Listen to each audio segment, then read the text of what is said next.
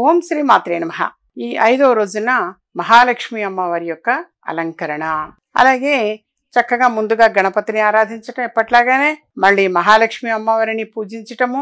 అలంకరణ విశేషానికి వచ్చేసరికి అలంకరణ ఆ రోజున అనేది అమ్మవారికి గులాబీ రంగు అని అంటే చాలా ఇష్టం కాబట్టి చక్కగా గులాబీ రంగు వస్త్రము కలిగినటువంటి ఆ చీరని కట్టడము అలంకరణ అన్నప్పుడు అది.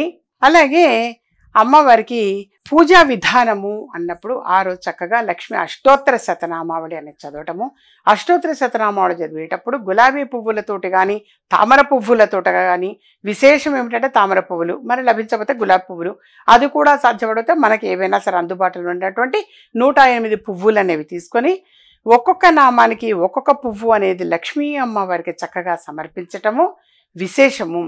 అలాగే ఈ రోజున లక్ష్మీ అష్టోత్తర శతనామావళి, కొద్దిమంది 1 రూపీ కాయిన్స్ కూడా సిద్ధం చేసి పెట్టుకొని ఒక్కొక్క నామానికి ఒక్కొక్క కాయిన్ అనేది కూడా సమర్పిస్తారు.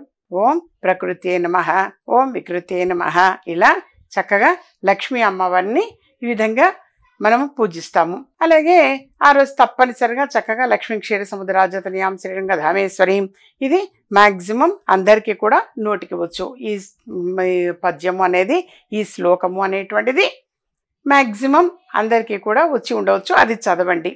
లక్ష్మి అష్టోత్తర శతనామావళి చదవండి. లేదంటారా ఓం మహాలక్ష్మి నమః అని చెప్పైనా సరే అని పువ్వులు చక్కగా సమర్పిస్తుండండి.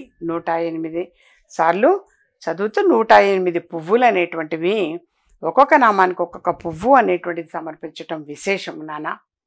ఈ విధంగా చేయటం. ఈరోజు అమ్మవారికి చక్కెర పొంగలి అనేది నైవేద్యం పెడతారు. తీపి పదార్థము చక్కెర పొంగలి అని ఉంటుంది, అది నైవేద్యం పెట్టడము. మహానైవేద్యం అనేది ప్రతిరోజు కూడా ఇప్పుడు ఆనవాయితీగా ప్రతిరోజు పెట్టేటువంటి వాడు ఈ దసరా శరన్నవరాత్రుల్లో మాత్రం దానితో పాటుగా ఒక తీపి పదార్థాన్ని నైవేద్యం పెట్టాలి. కాబట్టి ఎవరి అనుకూలతను బట్టి వాడు పెట్టచ్చు. చక్కెర పొంగలి అనేటువంటిది తప్పనిసరిగా ఈ రోజున నైవేద్యము అనేటువంటిది సమర్పించటము.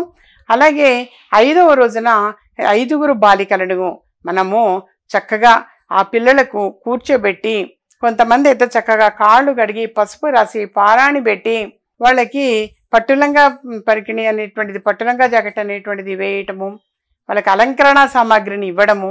పిల్లలకి ముచ్చట బాగా ఏంటంటే వాళ్ళకి గాజులు తొడగడం అంటే, గాజులు అంటే చాలా ఇష్టం, సహజం. మరి ఆడపిల్లలకి బాలాత్రిపుర సుందరికి ఆ విధంగా మనము వాళ్ళని గనక సత్కరిస్తే వాళ్ళు ఆనందంగా వెళతారు. వాళ్ళు ఎంత సంతోషంగా వెళితే అంత మంచిది, ఇంటికి శుభప్రదం. వాళ్ళకి ఇంత తీపి పదార్థం తినిపించటము.